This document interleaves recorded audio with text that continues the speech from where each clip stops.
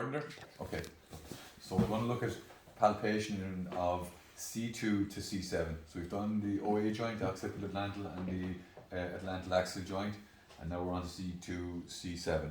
So what I'll do is I'll approach Niall here, and I'll put my ring fingers on my third digit, and I'll go down here, and I go to the mastoid process because it's nice and easy to find, right? Nice and bony, protuberance sticks out there. I go into the occipital atlantal sulcus. I drop down slightly at about a 45-degree angle. Now I'm on the transverse processes of C1, okay?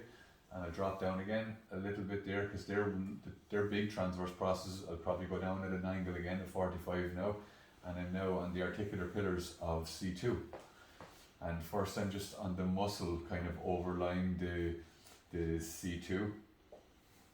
And I go very slightly, and I just let my fingers sink into this and until he relaxes. He's nice and relaxed. So now what I'm doing is I'm checking to see is there any asymmetry in the C2. So for example,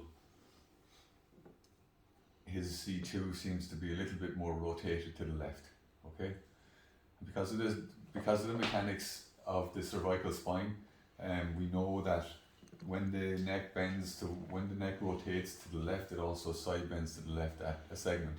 So I know if C2 is C2 upon C3, so C2 rotated left, I now know that C2 is rotated and side bend left, in my opinion, okay?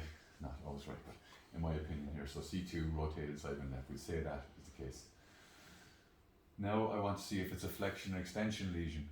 So to see if it's flexion or an extension lesion, the lesion is named by the ease of movement, so the way it becomes more symmetrical. So if it's rotated and side bend left, it's asymmetrical at the moment there, so it's rotated left. So to bring it to flexion, I can flex the head and neck up to a point where I get to the vertebrae that I'm on, which is C2, and that takes the C7 to C3 out of play, or tightens them up at least. And I'm going to come up here and I'm going to see if it gets better or worse to me, okay? So that's the restrictive barrier. So the restrictive barrier, so that's not the naming of the lesion. So, and I use the fingers as fulcrums. And I come down an extension, I don't have to drop his head over the back of the table.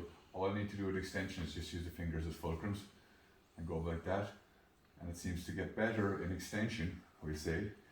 So, what's my dysfunction? And what's the full name of the extension then? So I'm on C2. So C2 extension left, side bend left rotation. Yeah, that's exactly it. Yeah, that's what you're doing. That's your kind of your